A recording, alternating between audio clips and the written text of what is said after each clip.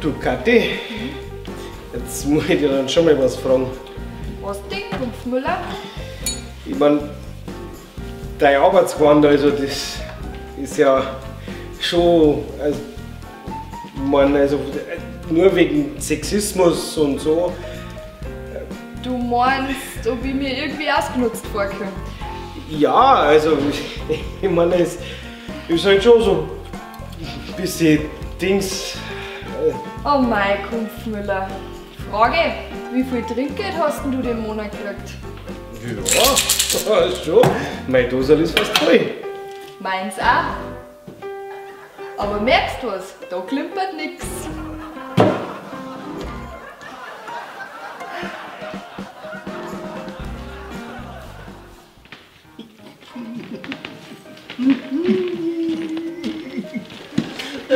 Warte halt einmal, die Male, die ist mir mitten.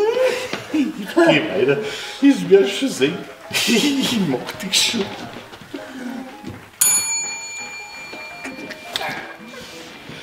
So, grüß Gott, die Herrschaften. Hi. Servus. Hi. Also wir zwei, also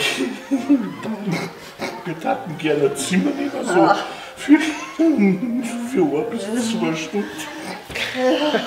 Das glaube ich nicht. Was glauben Sie nicht?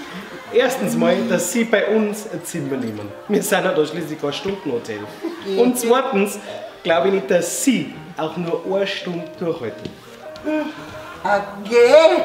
Nein, Herr Portier, Sie verstehen noch was falsch. Ich glaube, Sie verstehen da was falsch. Kein Zimmer für Ihre Sexspielchen.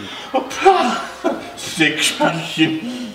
Nein, wir haben beim Aufräumen im Keller und in meiner alten Sitzgurten einen Schall gefunden. Und den haben wir dann hinter der Kapelle am Park geraucht. Und jetzt haben wir ein bisschen mehr und wir schaffen es immer.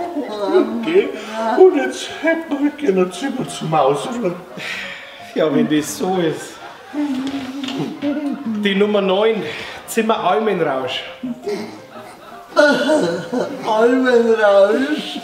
Sollen wir Ihnen noch ein paar Snacks zukommen lassen? Chips oder Pizza?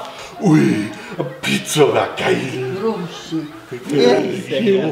Almenrausch.